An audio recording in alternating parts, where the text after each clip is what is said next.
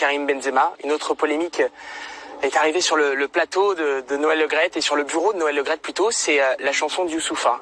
Est-ce que ça vous agace de voir que le football parfois est instrumentalisé par les extrêmes autour de l'affaire Karim Benzema, par exemple, d'entendre que Karim Benzema représente une partie de la France racaille, c'est ce que l'on a entendu il y a quelques jours, et autour de cette hymne, de cette chanson de Youssoupha. Ça vous agace parfois?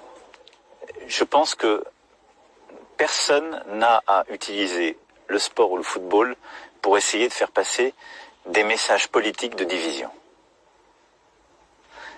C'est aussi pour ça que moi je suis très vigilant à ce sujet.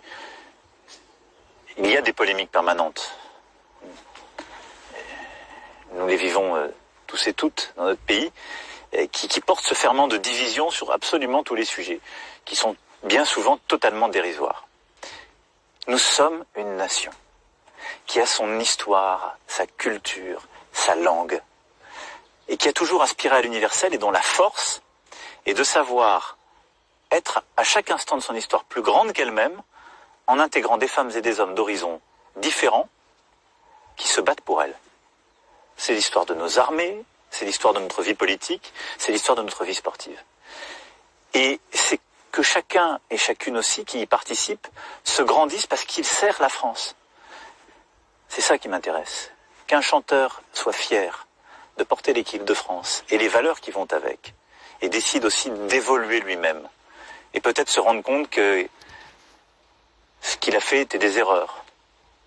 Moi j'ai envie que les gens qui ont fait des erreurs les corrigent. Vous avez aimé cette chanson? On ne peut pas vivre, c'est même pas la question. Moi la question c'est que nous sommes 68 millions à vivre ensemble. Et je crois que mon rôle, dans un moment très difficile et inédit de la vie de la nation, c'est que chacun soit conscient de ce pourquoi nous avons à vivre ensemble. Ce qui nous lie est plus fort que nous. Et y compris chez des femmes et des hommes qui sont issus de l'immigration.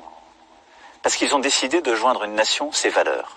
Et donc ils ont des devoirs et des droits. Mais c'est ça qui nous rend forts.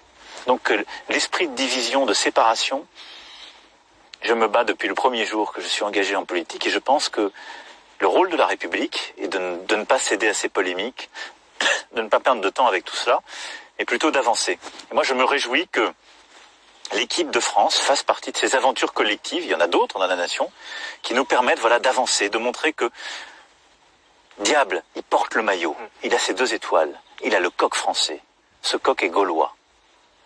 Et quels que soient les prénoms et les noms, ces jeunes gens, aujourd'hui, ce sont des hommes. L'équipe féminine, on a la même fierté pour elle.